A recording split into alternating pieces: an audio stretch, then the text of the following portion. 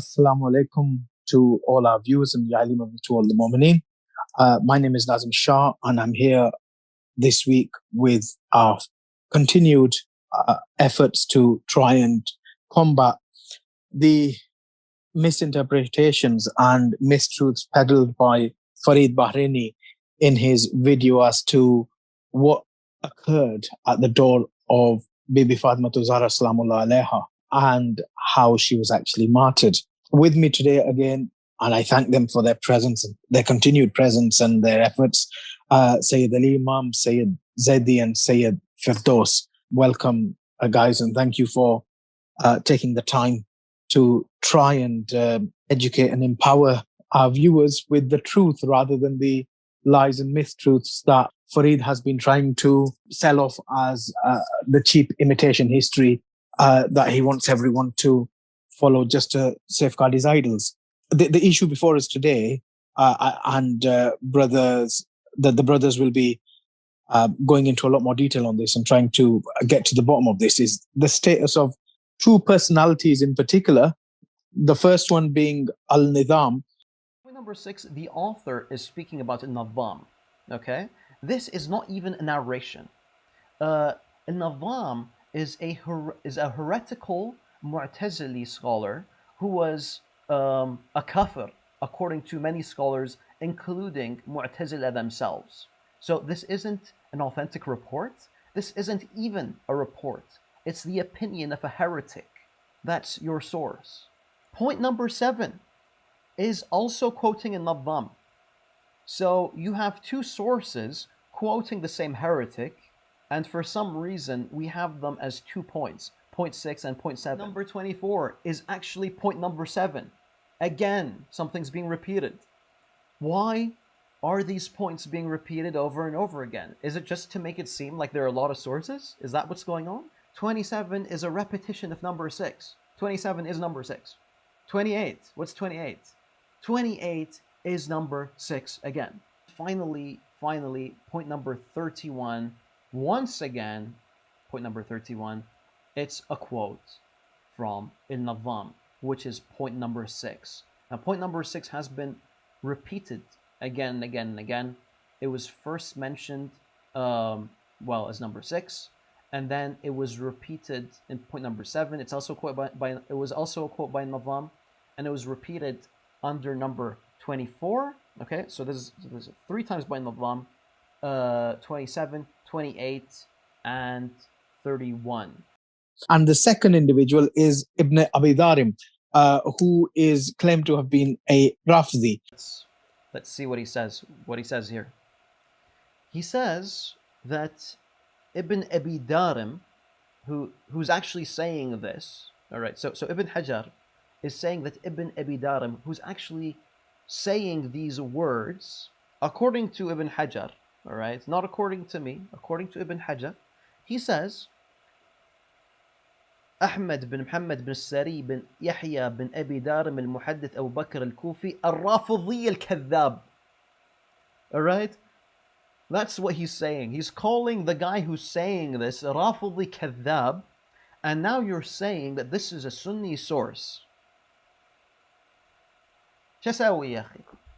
Point number 22 is actually point number 11. I don't know, it's being repeated on the list. Check it out. It's being repeated. Point number 23 is also point number 11. Once again, it's being repeated.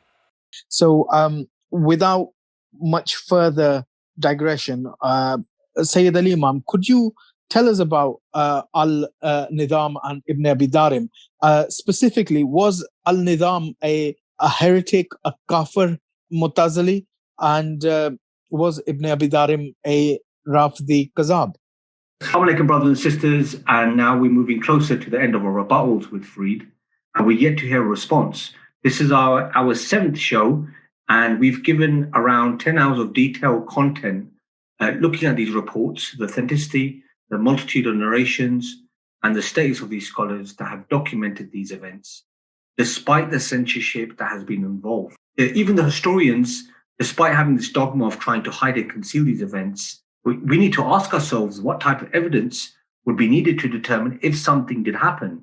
And I'm sure you would agree that the best form of evidence would be contemporary accounts, people who were present or close to that time period. So, of course, if you have a lot of these accounts, that would essentially give us a better, or more importantly, independent views and beliefs about what occurred at the house of the Prophet's daughter, may peace and blessings be upon her.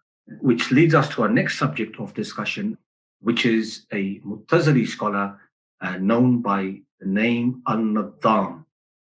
The Mu'tazilis were neither Sunnis or Shias, who also narrated the attack on the Prophet's household and believed in it, and even mentioned how the Prophet's daughter suffered from a miscarriage as a result of that attack. From those who had this belief from the Mu'tazila was an individual, a scholar from the Mu'tazilis, was a person called Nidham, and he lived roughly after 150 AH, and he must have been a contemporary to Imam Musa Kazim Islam and Imam Raza.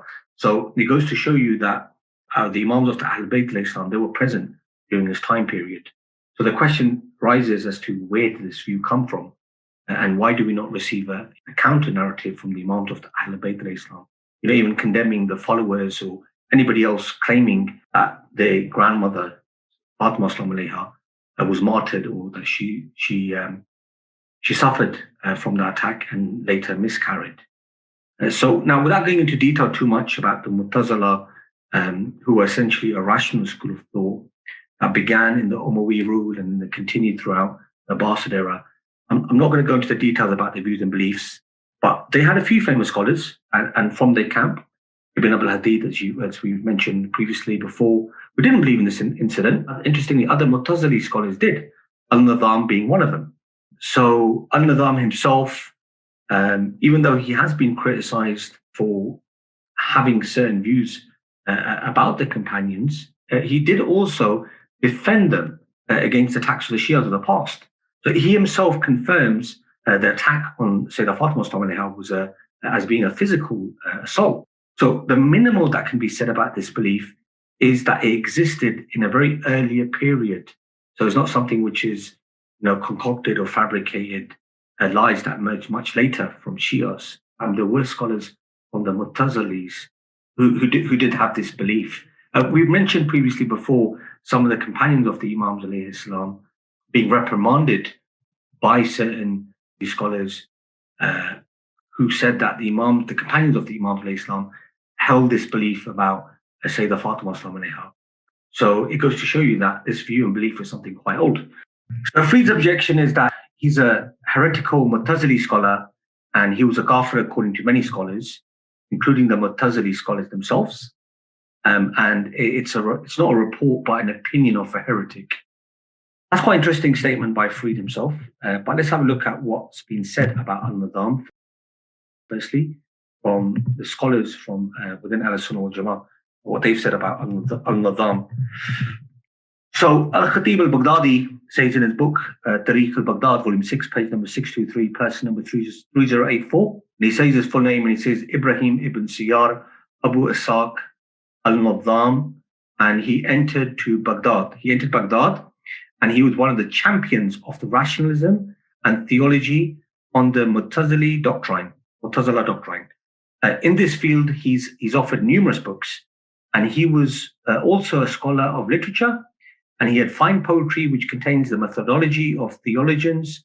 And Abu Uthman al-Jahidh has reported many stories about him.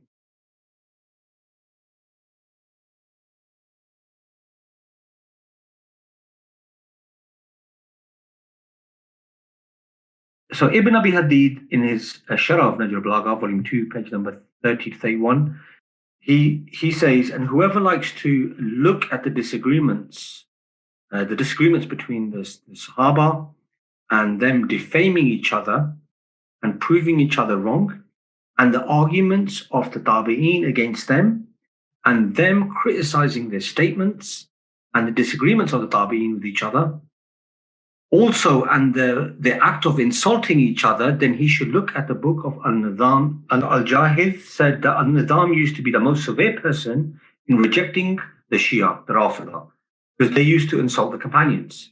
But whenever he mentioned The fatwa and the divergence of Sahaba about them and the judgments about several topics and the saying of those who used their own opinion in the religion of Allah, he then would use the same points and argumentations as the Rafidah used and other ones also. And he would add to it, and he would say much more than what the Rafidah have said. So as you can see, we got Ibn Abi Darim who says that, look, if you want to see a non-biased view about the companions, then refer to the book of Al-Nidham. And then you have the student of Al-Nidham, Jahidh, who said that Al-Nidham was extremely severe when it comes to the Shias in defense of the Sahaba. But at the same time, if there were views and opinions, companions that they had that he may not necessarily agree with, he would actually use the Rafidah approach or the Rafidah methodology, and even more so, to basically criticize their views and beliefs. This is in the Sharh of Najr al-Balagha, volume 20, page number 30 to 31. Al-Zirikali, in his book Al-Alam, volume 1, page number 43. And he says, Al-Nidham, known as Ibrahim ibn Siyar, and he says his full name. And he was among the Imams of the Mutzalis.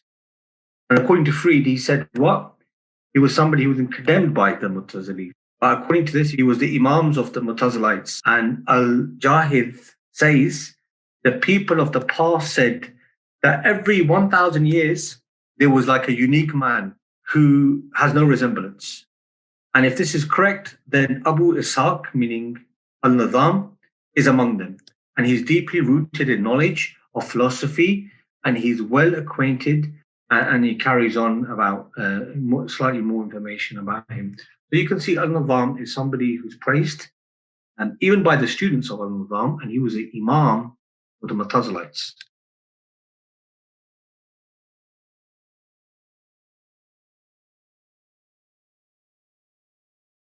So now we'll come to the statement of Al-Nidham. So Tahir al-Baghdadi, in his book, he says Al-Nidham, despite of his deviations, which we've explained about, he's criticized and casted blame on the Sahaba and the Tabi'een due to their verdicts on ijtihad.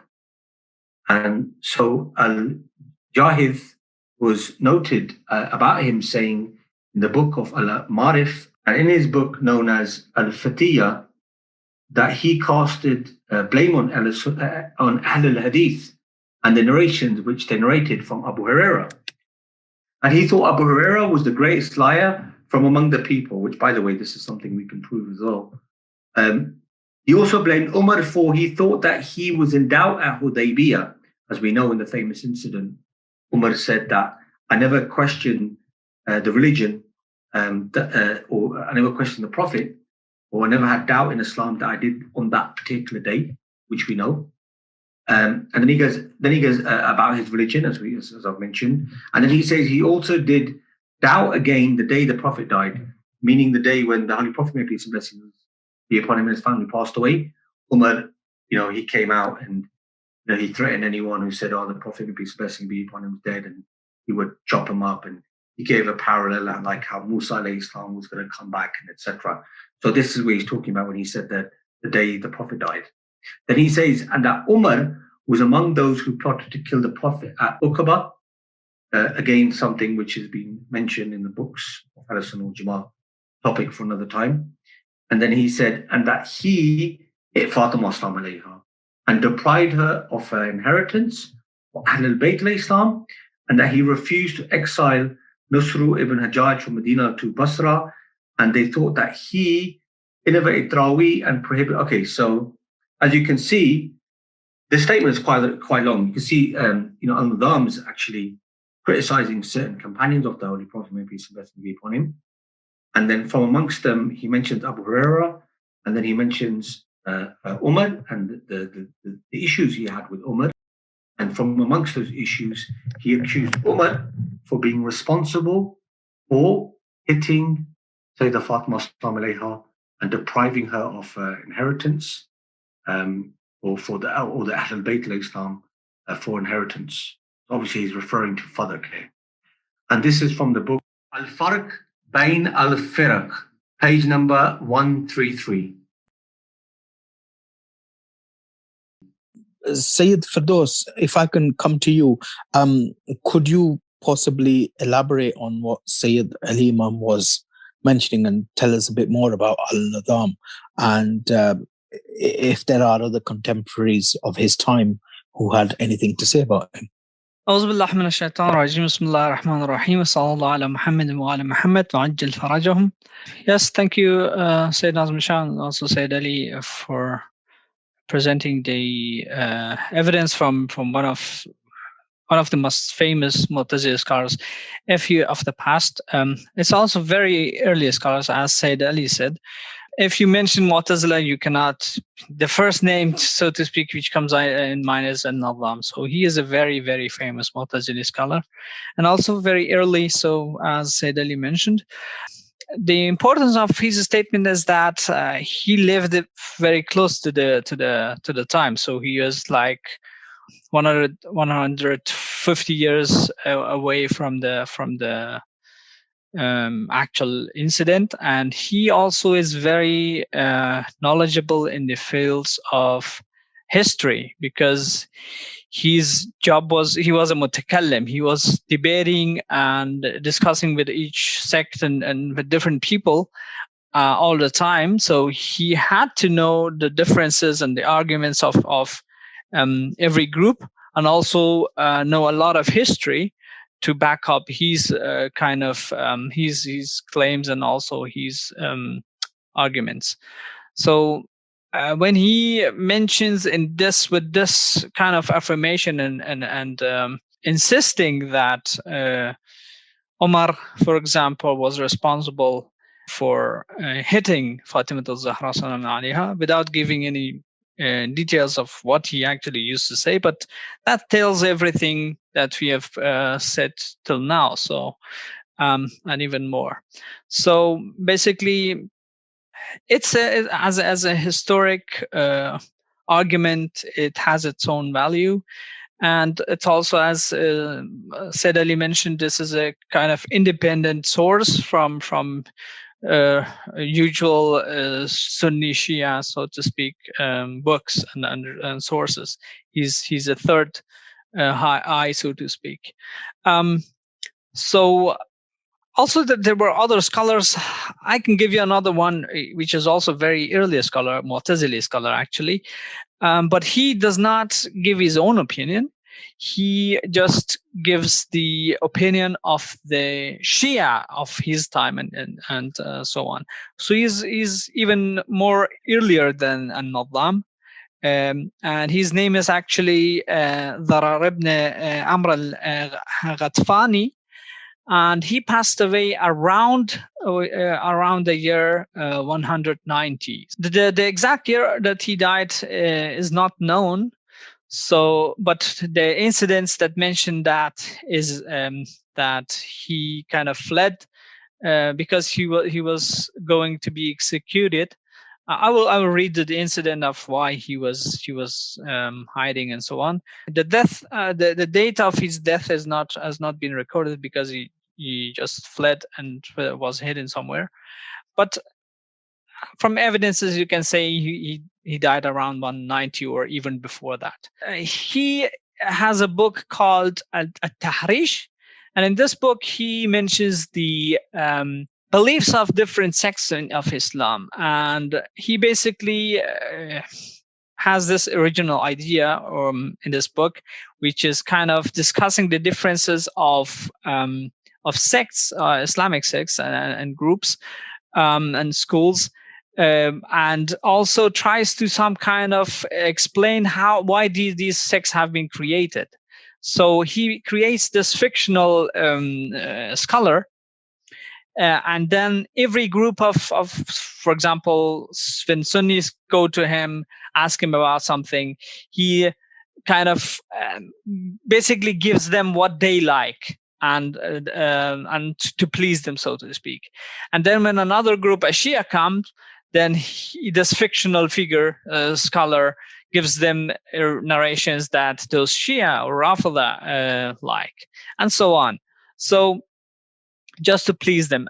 So the author, this Mu'tazila scholar, Dharar ibn Amr, he actually wants to but this he wants to say that this is how these sects have been formed, and says that these scholars, they give every sect the things that they like, and that's why these sects have been created, and so on. And that's basically, he blames the scholars of those times, or before that, first and second century, that they are actually responsible for so many sects that have been created. And he basically, of course, mentions the beliefs of each sect that was famous or widespread at his time. And he actually, in one of this fictional figure, he mentions that a group of let me just read the actual passage that he says this. So this book, Kitab al-Tahrish, page 50 to 52, he mentions then about Ali alayhi salam, that a group of people came to this fictional scholar, and they asked them, what do you say about Ali ibn Abi Talib alayhi salam? Because a group of people have insulted them and have cursed them and have permitted that he's killing, so that they've even issued fatwa or thought that killing Ali alayhi salam is permissible, and also killing of those who follow him. So the Shia, that even killing Shias is something permissible. What do you say about that? So this fictional scholar then tells them that these people who curse Ali alayhi salam, and so these are people of innovation and so on, because this fictional, he tries to say that this fictional scholar recognizes that these people that are currently coming to him and ask him, these are Shia and Rafidah, so he wants to kind of please them and say, no, these other people who curse Ali alayhi salam, they are people of innovation, they have deviated and so on. But rather, I will tell you the truth. I will just write these narrations that I am giving you. These are the true teachings of Islam and so on. And then he gives basically many narrations which are famous among Shias, and also basically more also some of these are also nowadays also famous among Sunnis, like the narration that Anta minni bi manzilati Harun min Musa, and other narrations like Hadith al-Ghadir and other Hadith al-Qasim and Jannat wa Nar, and so on and so forth. These are basically the aqaid or beliefs of Shia. And also among those things that he gives to these people is that he says, وَعَنَّ أَبَا بَكْرُ وَعُمَرْ ظَلَمَ وضرب فاطمة بنت رسول الله صلى الله عليه وآله حتى ألقت جنينا. That Abu Bakr and Umar oppressed and hit Fatima, daughter of the Messenger of Allah, until she miscarried a baby, a fetus. And then this Mu'tazila scholar, the author of this book, says that the likes of these narrations led to the creation of the sect that we now know as the Rafidah and the Shia. So he basically narrates the famous narrations that says Shia normally at that time were kind of circulating among Shias. So these are famous from Shia. And so this is also another evidence that it's not directly the opinion of the author, the Mu'tazila scholar, like a Nidham, but it's another proof that the Shia, at least from a very early time, believed in this, and also that there was actually an attack, a physical harm, and a miscarriage. So that's also very important to notice. That it's not a later creation as these people claim most of the time.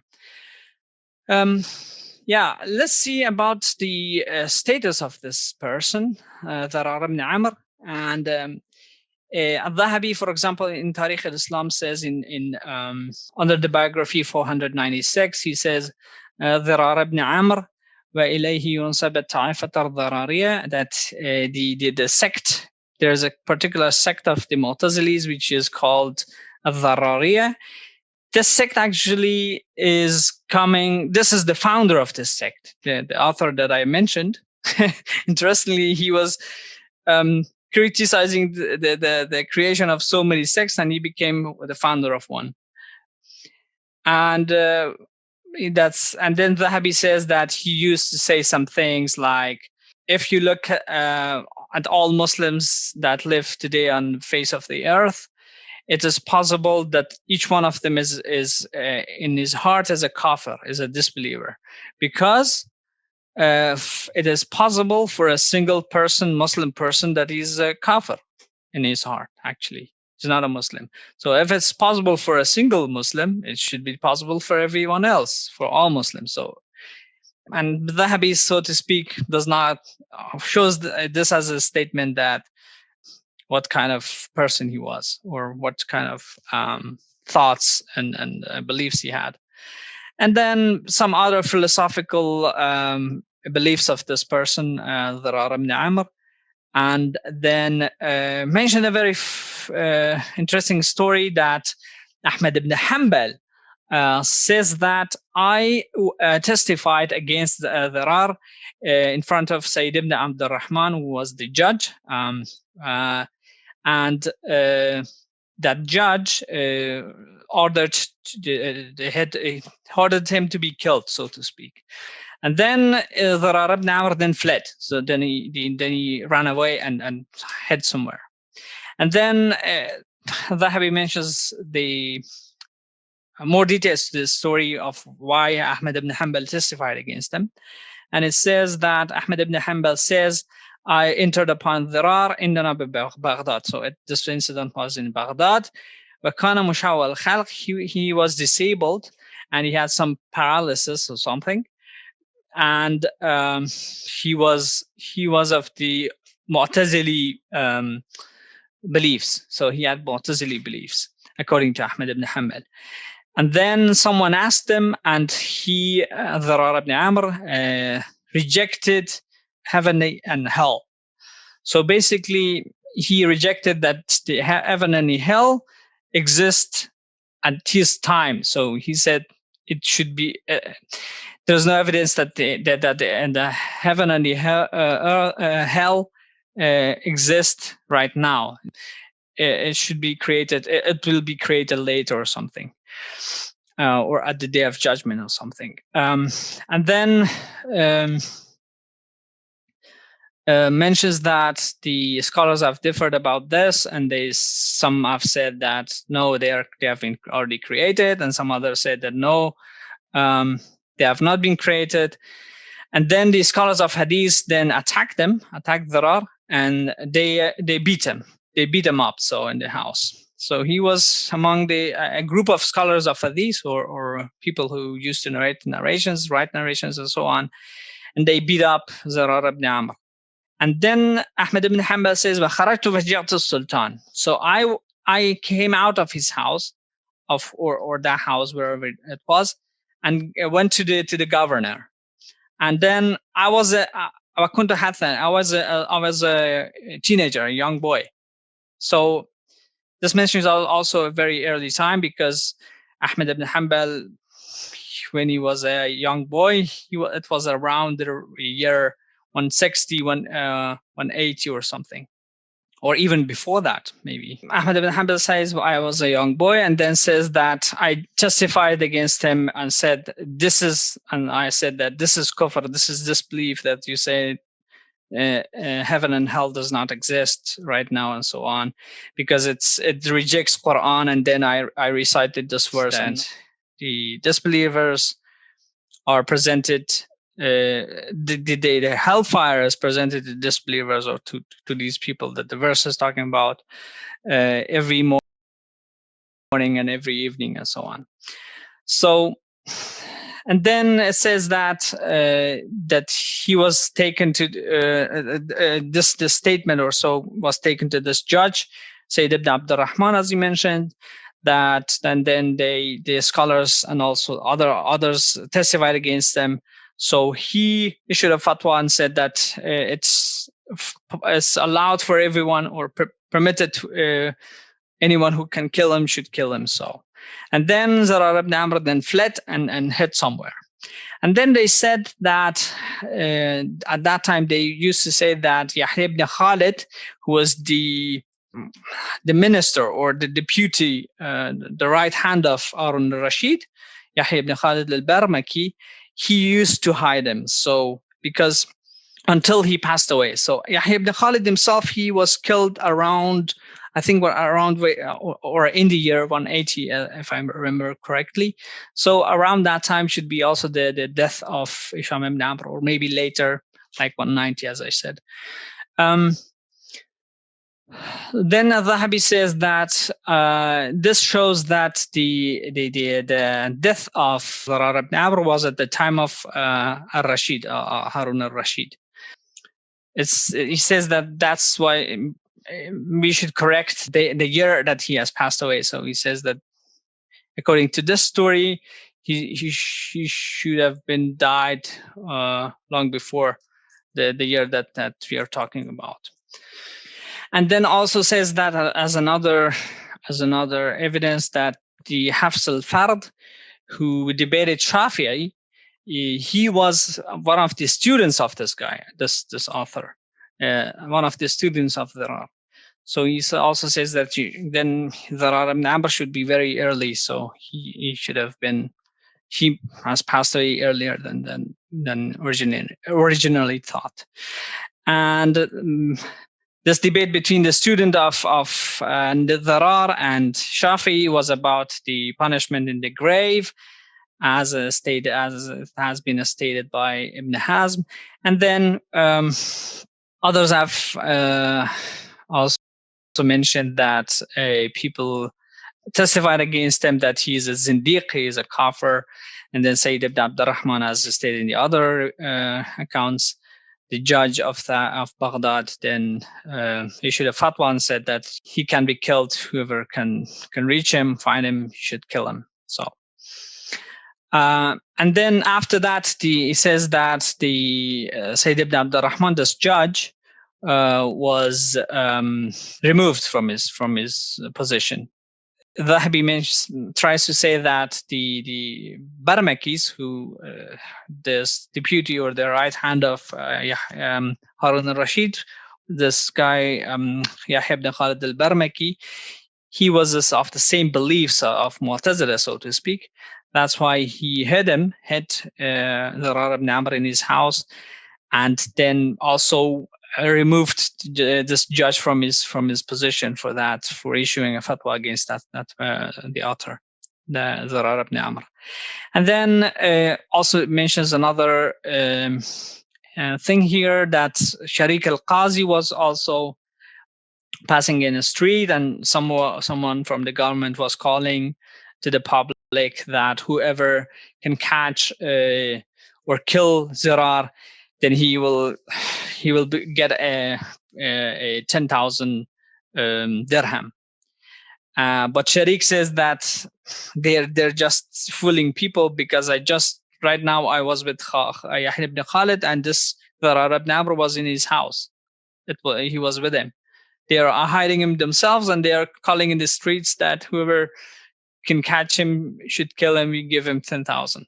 So he says that, and then Zahabi says that for this, people have talked about the beliefs of the Baramika, the Baramaki families, whom have been killed later by Harun Rashid, of what kind of beliefs they had. Zahabi trying to say that he was of the Mu'tazili, so to speak, kind of Mu'tazili beliefs, the family of the Barmakis, the entire family, or most of them, or at least Yahya ibn Khalid was of this belief. Yeah, this is also has shown a very early evidence that at least Shia believed in this, that Fatima Al Zahra was hit by Abu Bakr and Umar, and she miscarried the baby. So also we mentioned very early scholars, very with different kind of chains, and also historians and so on. Here we have another one, which is a quite later story, but it has some significance because of the form that the book has been written. It's basically a scholar by the name Ibn Shahna, or known as Ibn Shahna. And this person, this historian or this scholar is contemporary to Ibn Hajar al-Asqalani. So he's a quite late scholar, but he has this book known as Tarikh Ibn Shahna, or Rawd al-Munadhar. And in this book, in page 101, he mentions what happened at Saqifa. So, and then he says that when the Messenger of Allah passed away, Umar ibn Khattab came out and says, whoever says that the Messenger of Allah has passed away, I will chop off his head with my sword. And then Abu Bakr came and said, no, recited this verse that the Muhammad sallallahu alaihi wasallam is not but a messenger, and the messenger before him and passed away. So this verse of Surah Al-Imran, verse 144. And then people then who were confused by the statements by this act of Umar, they became calm, and again the confusion was removed by Abu Bakr reciting this verse. Sayyid Zaidi a few shows ago commented on this. I think that would be the same thing, that Umar was not just playing around. He knew what he was doing, so he wanted to just buy some time, probably because Abu Bakr was not present at that time in the house of the Prophet. He came from somewhere else, as their narrations have stated. And so Umar was just confusing and threatening people that the Prophet has not passed away, so that at least Abu Bakr and their supporters come around, and then they can act as a group rather than alone. So that's why Umar wanted to create some confusion and whatever else. I think it also is a very strange thing. If you look at the evidences, it has some some interesting conclusions, that incident of why Umar did it. But in any case, it's another topic.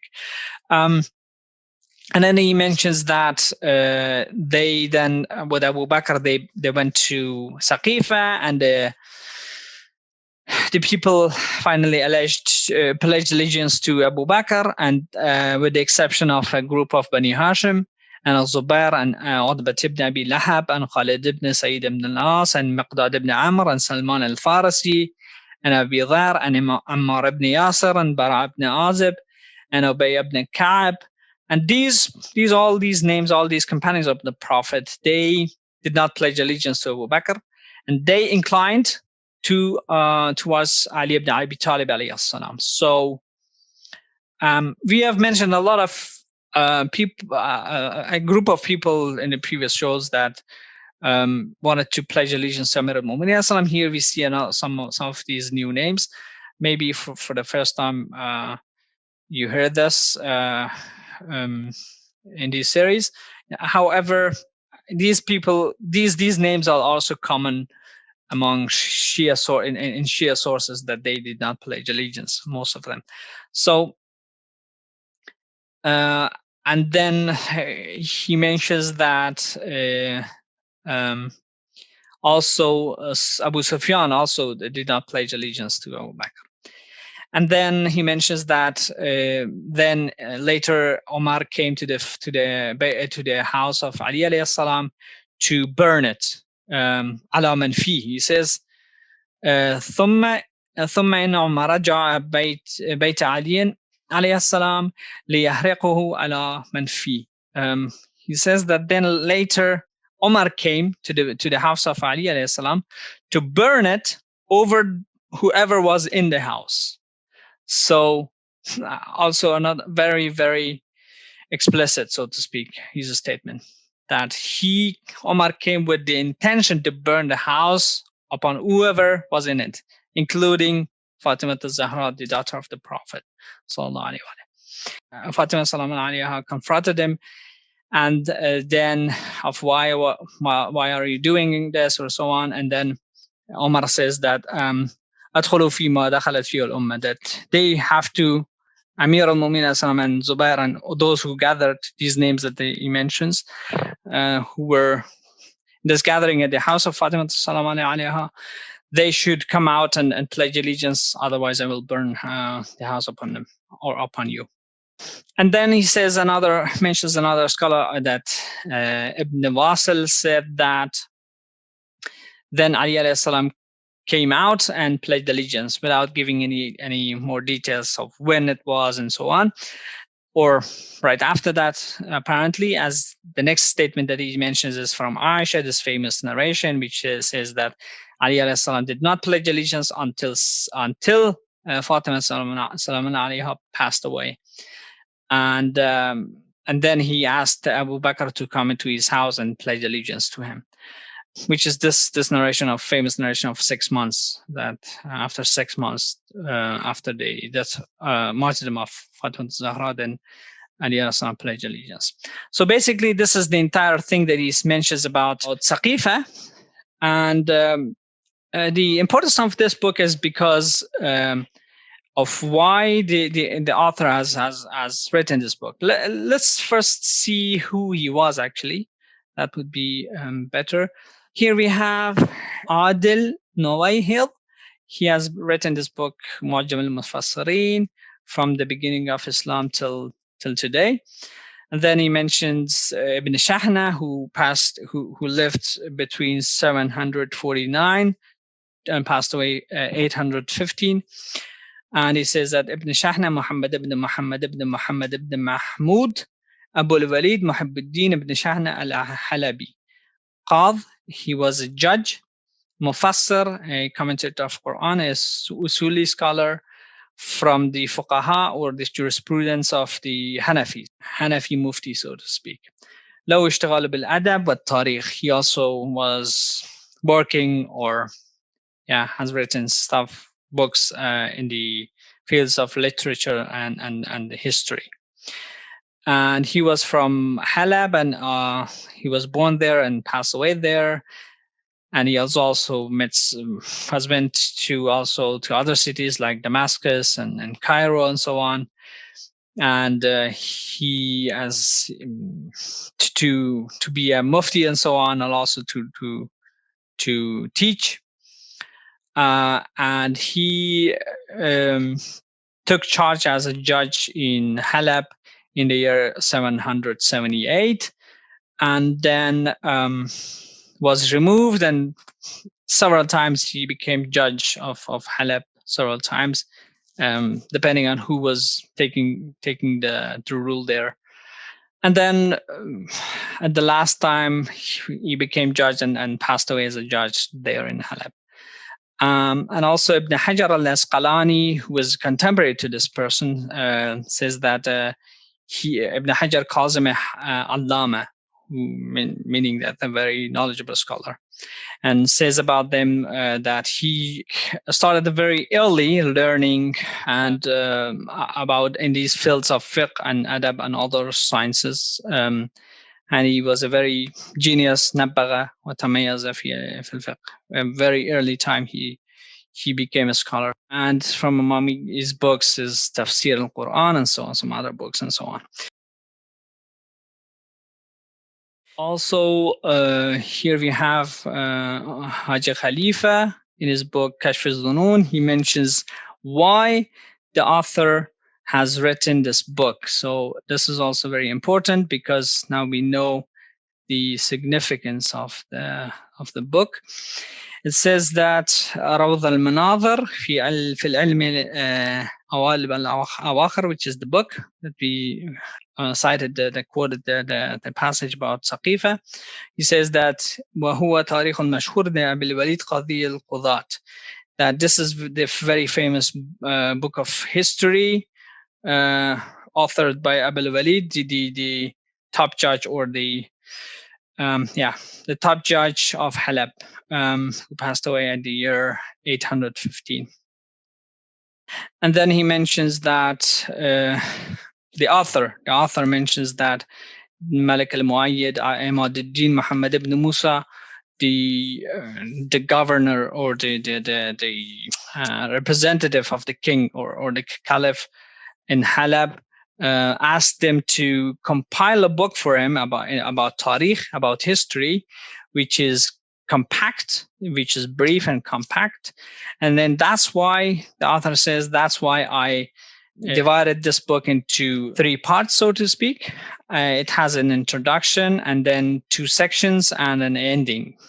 And then mentions that the beginning, the introduction, is about the beginning of the creation, and the first section is about between the time of Adam alayhi salam till the time of Hijrah of the Prophet sallallahu alaihi wasallam, and the second of it is till the time of about the end of times and so on.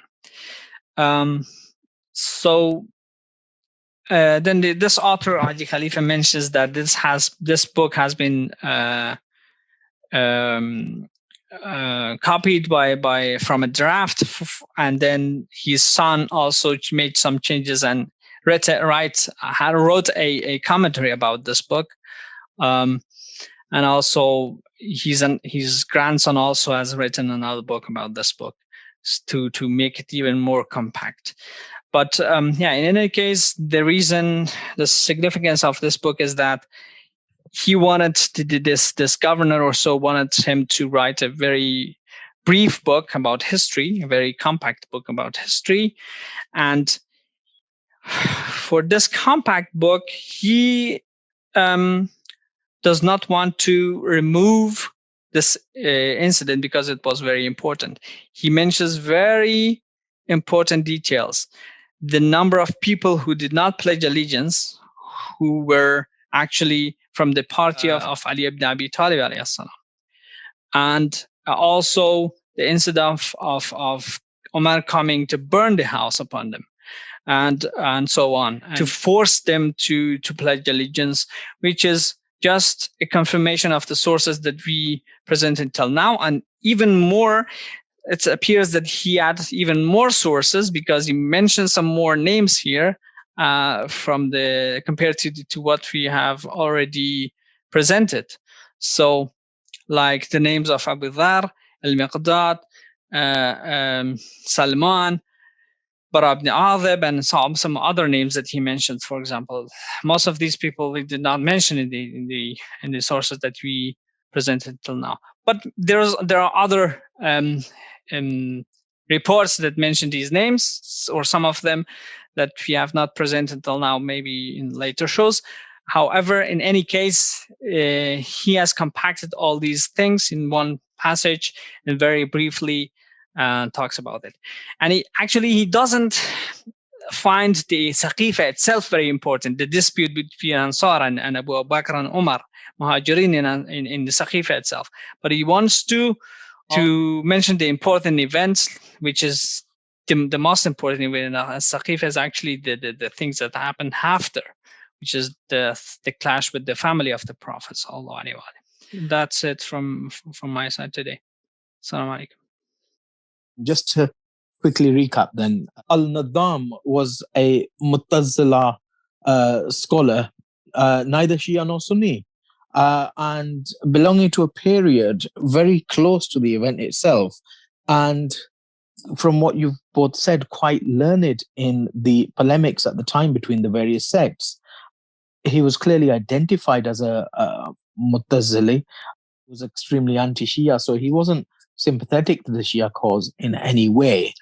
And he was a Imam of the Mutazilis, according to Zirikali. And Sayyid Ferdous, thank you for your input, extremely revealing that people such as Ibn Shahna was a Sunni scholar who mentions the events of Saqifa and the threat to the door of Sayeda Fatima Al Zahra. But in a period prior to Ibn Shana. You mentioned Zarrar ibn Amr, the writer of Tahrish, who actually recapped the Shia beliefs.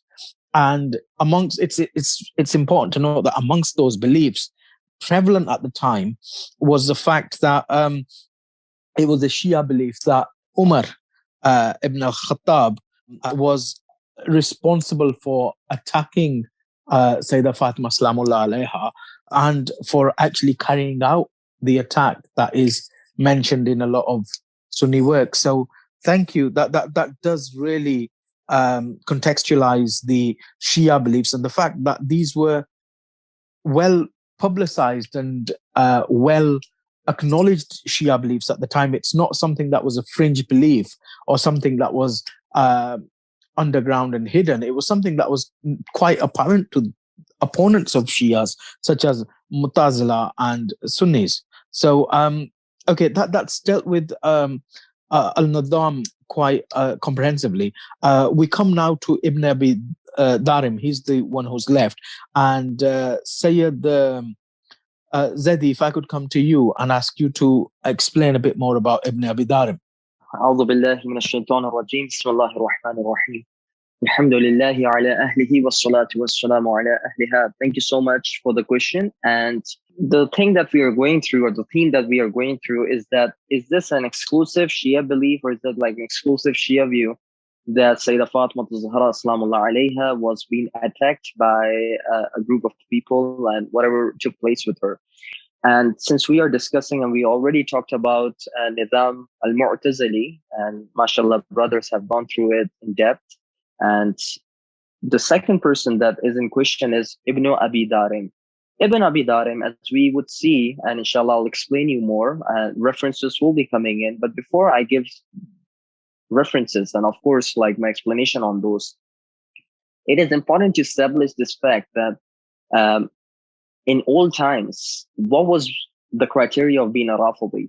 You know, and in old times, even the smallest of things, when you're not criticizing any companion, when you're not saying anything, but just mentioning the Fadila of Amir al-Mu'mineen,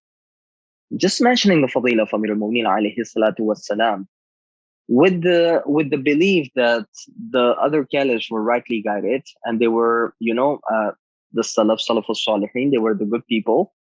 In spite of it, if you mention any Fadila of Amir al-Mu'mineen that is a little bit unorthodox, they will call you a Rafidi. So saying Rafidi itself was just a really generic term.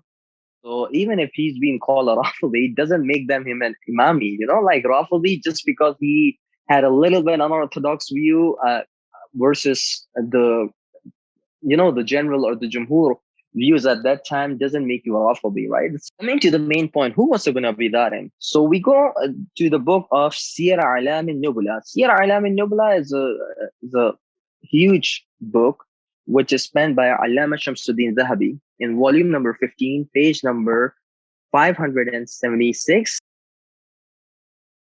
3 pages, he talks about Ibn Abi Darim. So what does he say?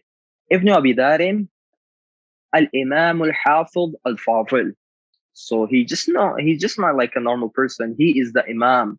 He is the Hafid. Hafid is someone who has learned a lot of hadith, not only the text of the hadith, but also the chain of the hadith. And he's being called al-Fadil, learned person, knowledgeable person, right? And then he mentions Abu Bakr, Ahmad ibn Muhammad, As-Sarri bin Yahya, and then he mentions At-Tamimi al-Kufi al-Shi'i, Muhaddith al-Kufa. So he was a Shi'i, and he was from Kufa. And then he mentions an important thing, that who are the people that he narrated from, and who are the people that narrated from him. This is important. He says, حدث عنه الحاكم. So no, he was not a normal person. He was so learned that even a scholar like Hakim Nishapuri would concern him. The second scholar he mentions is Abu Bakr ibn Mardawai, right? And he was such a scholar, and his tafsir is so profound that you see, like Suyuti in his book Ad-Durr al-Manthur has quoted him immensely, and every other narration you would see would mention Ibn Mardawai. The third one is Yahya bin Ibrahim and Abu al-Hasan bin Hammami wa Qadi Abu Bakr al-Hayri wa akharun. And not only these number of people, but there were a lot of other scholars that have quoted from him. Then Zahabi mentions important things. كان موصوفا بالحفظ والمعرفة. That he was not a normal person. He was a person that had immense memory, right? And he had immense knowledge. Someone with a prolific knowledge, someone with a lot of knowledge, right? إلا أنه يترفض. But the only problem with him was that he became a Rafidi. I won't say like يترفض is not like completely he became a Rafidi, or maybe he might at the end of his life, he took up some of the beliefs of Rafidi or some of the views of the Rawafid. He took them. قد ألف في الحط على بعض الصحابة وهو مع ذلك ليس بثقة في النقل. He said that at the end of his life, not the end of this life, that's what I'm getting the view from, but the quote says that he wrote a book in which he was condemning some of the companions. And due to this, he was not thiqa, or he was not trustworthy in his quotation. So you can clearly see, in spite of he being the ocean of knowledge, in spite of him having a lot of memory, just because he was a Rafidi, or he has some views that were quote unquote exclusively Shia beliefs or Shia views, he was being called a Rafidi. And then Zahabi said that not only this, he wrote a book in which he was criticizing some of the companions, and this is the reason he must not be trusted, whatever he quotes. And then in page number 578, it mentions that Hakim said, قال الحاكم هو رافضي غير ثقة, that he was a Rafidi and he was not trustworthy. And then it says that there was a scholar, Muhammad bin Hamad al-Hafid. He says, كان مستقيم الأمر عامة دهره, which is that most of his, or I would say most of his lifetime, he was trustworthy and he had rightful beliefs. Mustaqim al-amr, he didn't have any problem in his beliefs or in his actions most part of his life. And then he mentions an important thing, that at the end of his life, كان أكثر ما يقرأ عليه المثالب حضرته ورجل يقرأ عليه أن عمر رفس فاطمة حتى أسقطت محسنة. What he says is that at the end of his life, majority of what he was teaching were critics or companions. So what would happen is that he would recite something, then his students would recite it back, so that both the students and teachers were on the same line, and whatever he said was correctly understood and was correctly wrote down. I participated. This is what Muhammad bin Hamad is saying. I participated in his lecture, and he was reading to a man that Umar kicked Fatima, salamullah alayha, which led her to miscarry Muhsin alayhi salatu wassalam. Right? And then at the end, Zahabi says, قُلْتُ شَيْخٌ ضَالٌ مُعَثَّرٌ. Right? I say a misled and a wrongdoer shaykh. So see, this is the thing that I want to mention here. So Ibn Abi Darim al-Rafidi was not like someone like Sheikh Tusi, was not like someone say Murtada, Sheikh al-Mufid. He was a scholar that was really trusted by Sunni scholarship. And as we have mentioned, he is not only a normal person, but someone whose knowledge is looked with great respect, and also his memory was also respected. But just because at the end of his time, he quoted something that went against the orthodox beliefs of Sunnis, he was being called a Rafidi. So that's not something to equate him with scholars that were born Rafidis or that were born Shi'i, and they propagated Shia beliefs throughout their life. He cannot be equated with those scholars, right? So for Farid to say simply that you see that he's a Rafidi scholar, and Sheikh is quoting or Sayyid is quoting a Rafidi scholar, and this Rafidi scholar is not a proper source. Of course, it's not something that we are establishing as a hujjah. Remember this. This is not something that we would be quoting to a Sunni layman, but to prove or establish something. But if we are going into the historical research, then we have to establish, are these the only Shia scholarship? Are the Shias the only people that have quoted this incident? Or were there any other scholars other than the mainstream Shia Imamiyas that have quoted it. And of course, Ibn Abi Darim was not one of those Rafidi scholars like Ibn Abi Shahr al-Shob or Sayyid Murzala, these kind of people. He was just like a normal Sunni, but he quoted something that went against the Orthodox Sunnism. That's why they call him Rafidi. But that proved one point at least, which is that the sources of this incident are not only Shi'i. They are the very sources too. They are outside. They are even within the Sunnism, Mu'tazilis that were considered part of like the greater Sunnism. They also quoted, some of their scholars also quoted the same thing.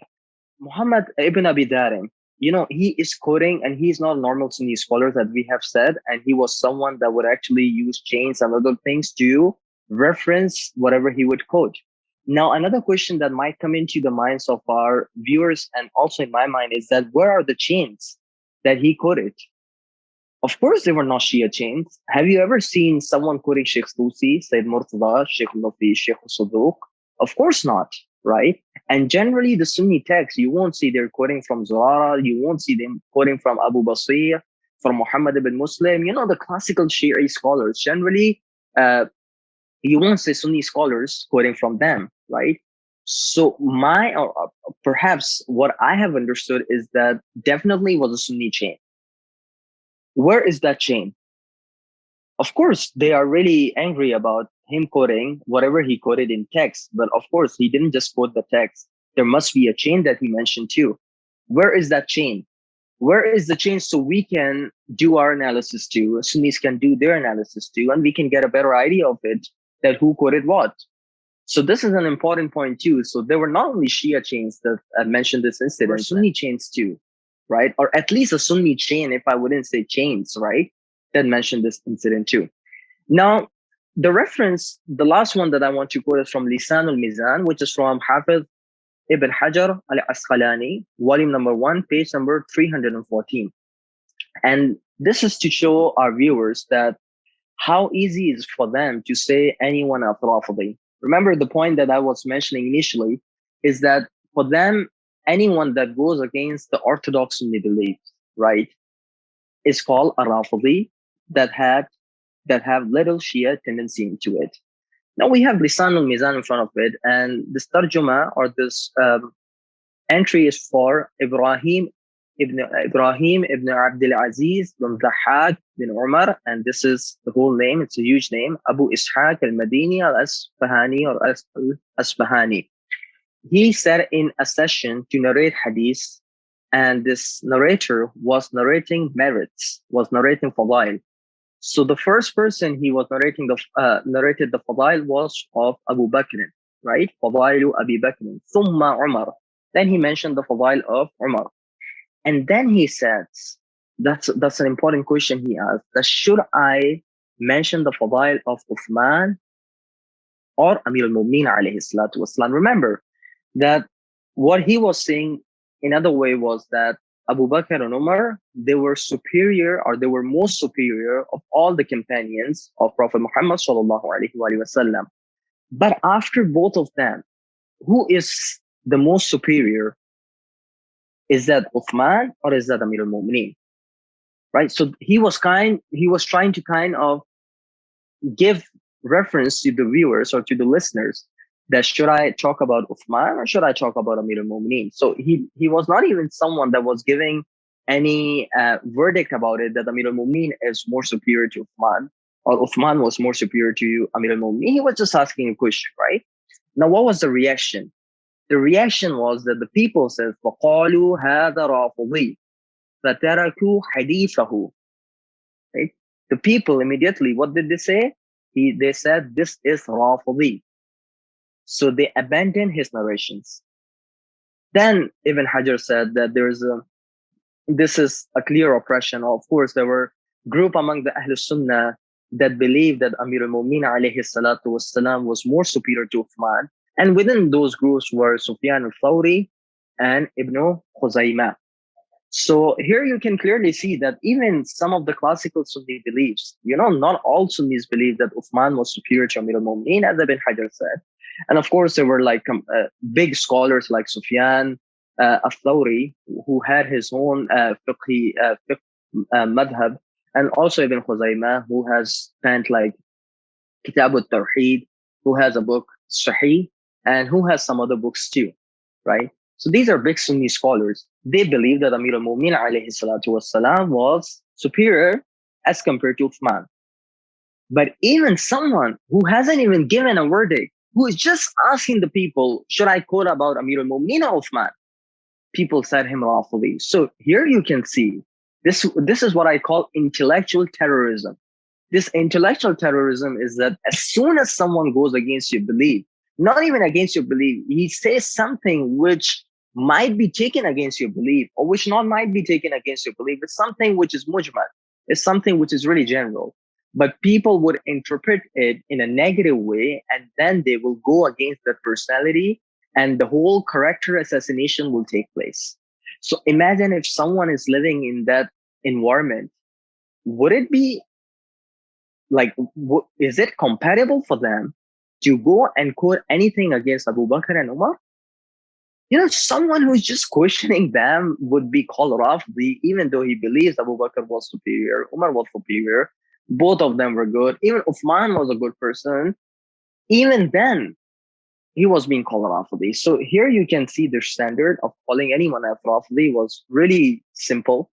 And this is the reason I would say that even the scholars calling Ibn Abi Darim as Rafidi doesn't make him an orthodox Rafidis or the Imamis or the Shi'is the way we are, right? He might have like one or two views, I would say, that were with or that were against traditional Sunni Islam that went with the traditional Shia views, but that doesn't make him a proper Rafidi. And him being a Sunni scholar quoting this reference with possibly a Sunni chain, you know, it adds to our belief that this is not exclusively Shia view, or this is not exclusively Shia quoted view, but even people that were not Shias quoted this. Even if a scholar is a Rafidi, does that mean he's unauthentic? He cannot be trusted? Of course not. You go through the hadith, you go through the literature, right? Even in Bukhari and Muslim, we have Rafidi narrators, right? Let me give you an example. Ubaidullah ibn Musa. Go and read about Ubaidullah ibn Musa. He was a Rafidi, and he was a person that was being accused of being a Rafidi.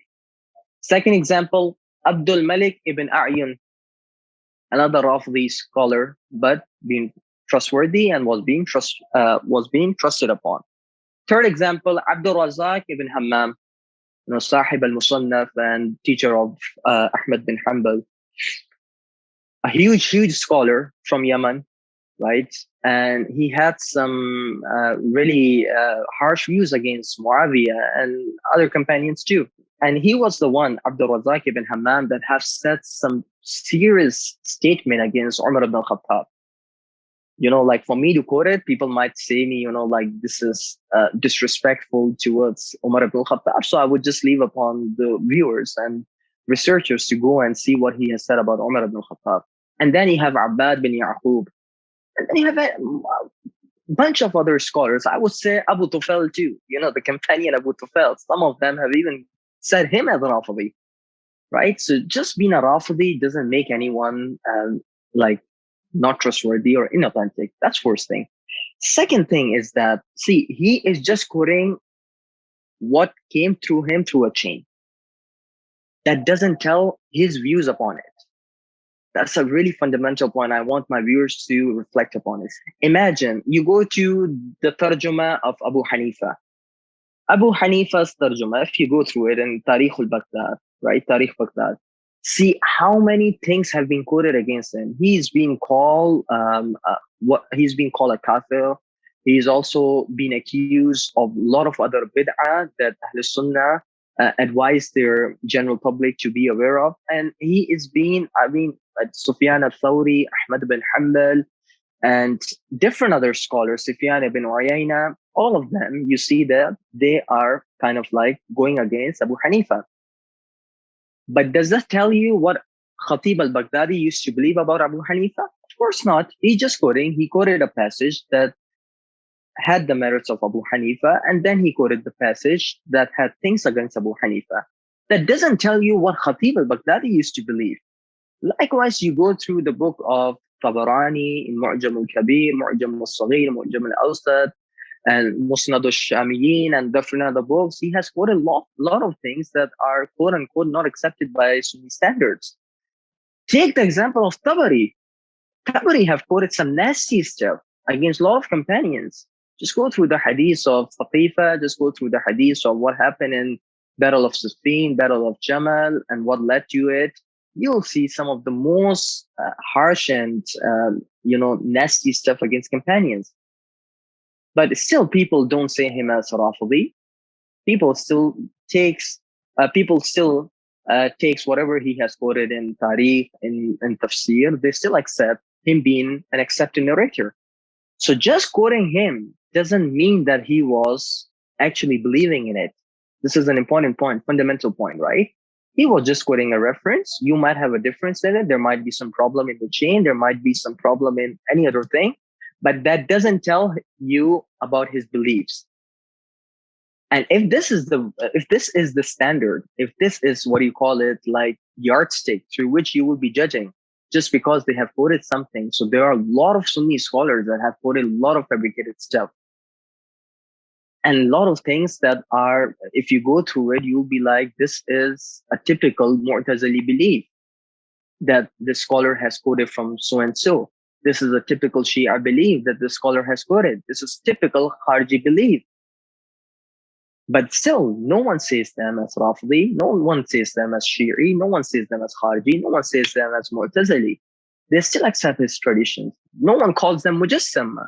You see some of the book of the early Sunni scholarship, the books that they have written on the topic of Tawheed, on the topic of Sifat, you'll see some of the most nasty narrations that are indicating Tajsim. But do we call Ibn Khuzaymah as Mujassim? Of course not. None of the Sunni scholars I have seen, I won't say none of them, but I would say generally Sunni scholars don't take Ibn Khuzaymah as a Mujassim. Likewise, some other Sunni scholars too, Abdullah ibn Ahmad bin Hanbal, Ajurri, and Darmi. All of these scholars have mentioned a lot of nasty stuff about Taqsim in their books. But none of the Sunni scholars have said them Mujassima. So this is an important point, and I think for Farid to say them as Rafidi without going into all these details just shows you that he hasn't got a really good grip on this subject as it needs to be. Thank you so much. Thank you, Sayyid Zadi. Fascinating, absolutely fascinating to see the absolute pits that the Sunni scholarship actually descends into at times when faced with recounting the fazila of Amir al-Mu'mineen alayhi salam. So it's an absolute eye-opener that for the hardcore Sunnis, that a Rafizi is anybody who shows any kind of inclination recounting the fazilat, the merits of Amir al-Mu'mineen alayhi salam in comparison to other companions, and that renders somebody a Rafidi. It's quite shocking to see that, and this kind of now puts it into context that Ibn Abi Darim may actually have, towards the end of his life, thought, what's the point in hiding all this? The narrations he knew, the narrations he'd learned, towards the end of his life, he probably thought, I have to face my creator. I'm not going to hide the truth. And he actually mentioned this. And as you say, he's not actually giving his opinion on whether he thinks they're right or wrong. He's actually just recounting events.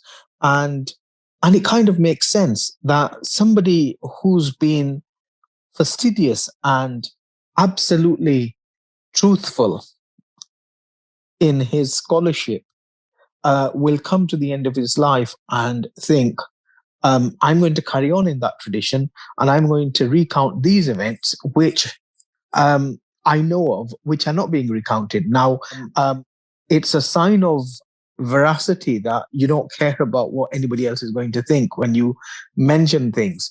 So it's as far as I'm concerned, it's completely plausible that Ibn Abi Darim recounted these events and actually believed in them.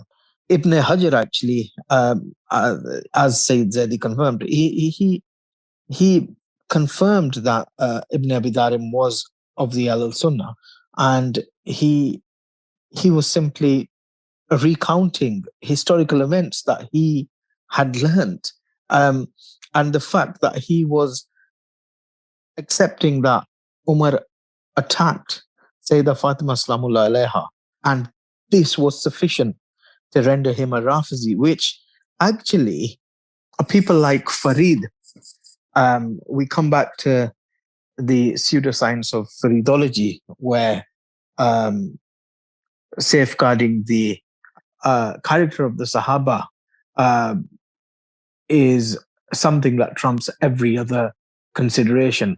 And the ability to lie, this Faridism, lying about historical events in order to safeguard the ideology of Faridology, which is to try and show that the Sahaba were all somehow beyond any criticism or beyond any error or sin, is just mind-boggling in its barefaced opposition to historical fact.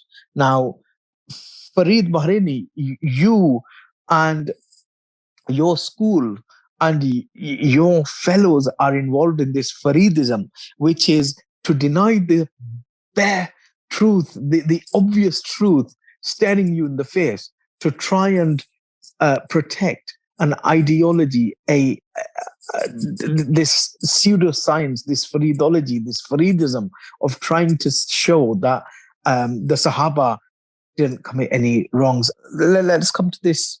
I mean, I'm appealing to the viewers' intellects again. We have to either accept that we can believe nothing in history, no historical account is plausible, or we have to accept that historians and narrators and authors had some level of literary integrity, where even if an event was embarrassing, but they believed it to be true, they would compile it in their books and they would pass it on for future generations as a source of information, as a lesson, as a parable, so that people could look at this incident and learn from it and realize the truth that even those people that they hold up to a much higher standard were committing these mistakes and these sins and these errors. And the fact that the companions of the Prophet made grave and severe errors in judgment and committed atrocities.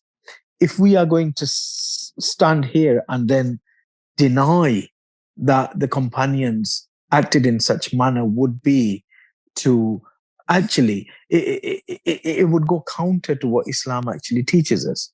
And I think Farid Bahraini and his ilk are clearly going against the spirit and the motive of Islam by hiding oppression and terrorism. And this is simply the fact that once they have to acknowledge that their role models, their idols, committed acts of oppression and terrorism, they can no longer revere them and put them up on that pedestal that they want to keep them on.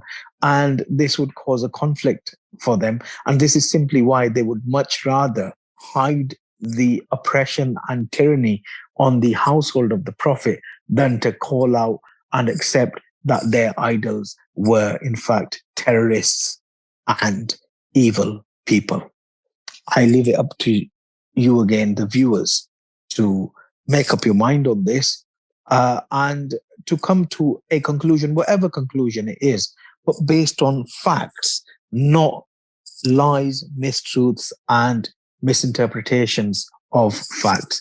I will leave you with these thoughts, and I bid you farewell on behalf of everyone at Bait al Ghadir, and see you in the next show.